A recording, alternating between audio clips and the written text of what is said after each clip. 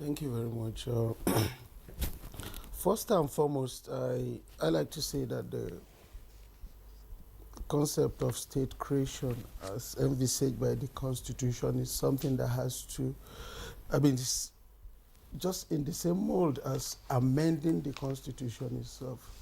It's a very rigorous procedure, and it takes about the same requirement as going through the process of amending the Constitution, which has been made so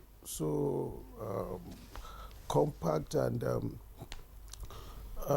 tedious that in most cases, getting the assent of the major stakeholders, like the 36 states, respective states houses of assembly, to be able to engender a major constitutional amendment has always been a mirage, and that is the bane of all the agitators. Agitation for state creation all this while. I dare say that while we've had a fairly seamless exercise in the past, albeit with some measure of pressure and what have you, is because most of these states were created through military fiat.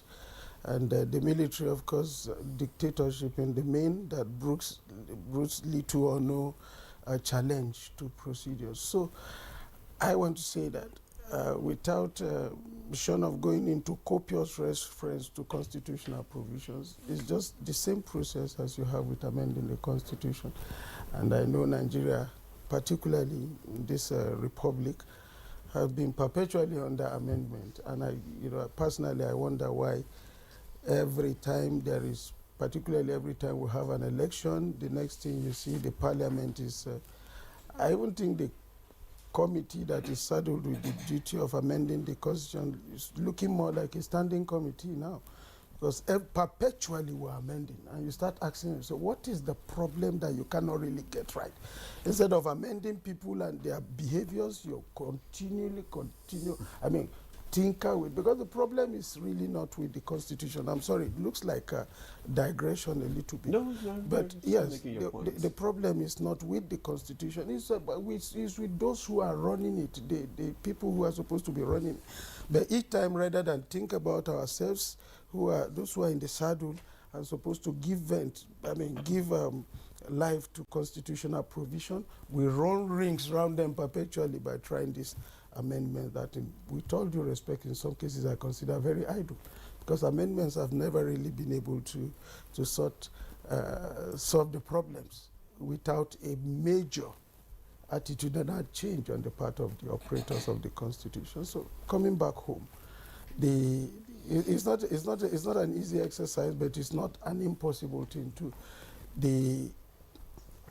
The Parliament is there to look into the applications or the request for creation of more states, and I think, bearing any unforeseen circumstance, it looks like majority of the people seem determined this time to get this done.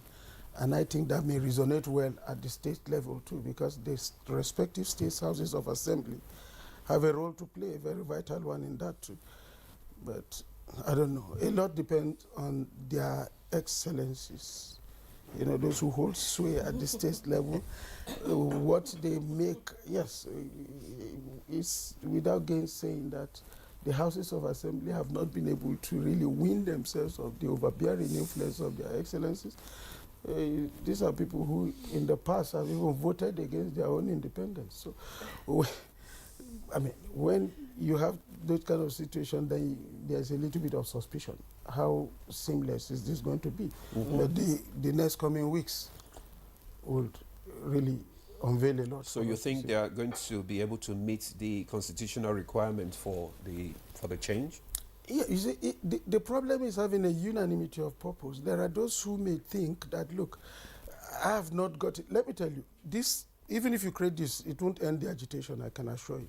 If Nigeria is, if Nigerians are what I know, nothing is ever enough for us here.